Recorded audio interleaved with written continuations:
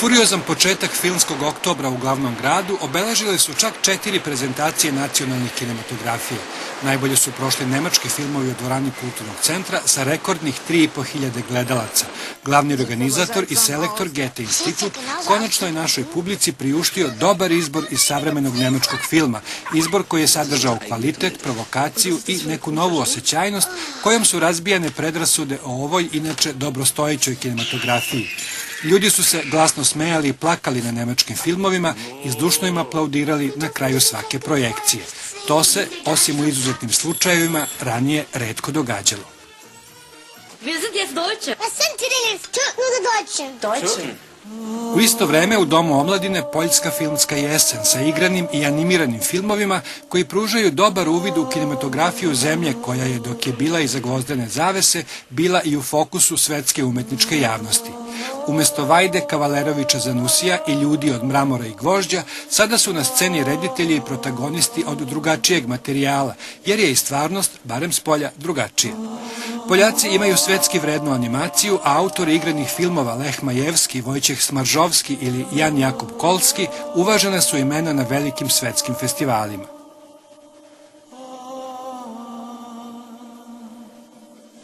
U isto vreme u Beogradsku festivalsku bitku španska ambasada je ušla sa repriznim programom dobitnika nagrade Goja koje dodeljuje Španska akademija za film.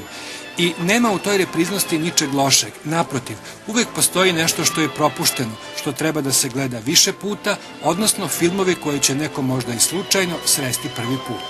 Zapravo, reprize ponekad umeju da budu gledanije od premijera.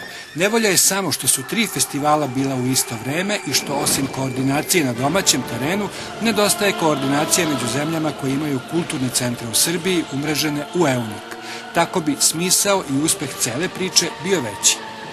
Ono što u ovoj priči svakako raduje jeste odziv publike iznad svih očekivanja, kao i činjenica da ovi festivali neće ostati samo u Beogradu, već će proputovati kroz Srbiju. Volja u stranim kulturnim centrima za to postoji, ali je inicijativa iz unutrašnjosti do sada bila poprilično slaba. Nekako je lakše kukati na Beograd nego doći u isti i raspitati se ima li tu što god i za druge. Naravno da ima. Vikend francuskog filma krenući iz Beograda na turneju sa pričama koje vrlo različito govore o vremenu sazrevanja, vremenu koje ostavlja duboke i trajne tragove. Ima tu komedija, ozbiljnih drama, bioskopskih hitova, filmova iz Kana.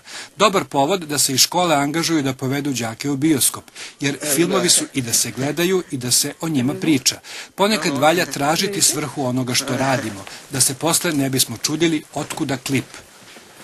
Ovog oktobra održani su festivali etnološkog filma i Kids Fest, sprema se Cinemanija, u bioskopi su stigli Led, Jelena, Katarina i Marija, spremaju se James Bond, Slobodna zona, festival autorskog filma, Smrt čoveka na Balkanu. Ide nam zimski život, ali kako je nekada na Studiju B govorio Zoran Amar, opustite se, ovo je filmsko vreme. Na nama je da biramo žanr, ako možemo. Bon, je vais y aller.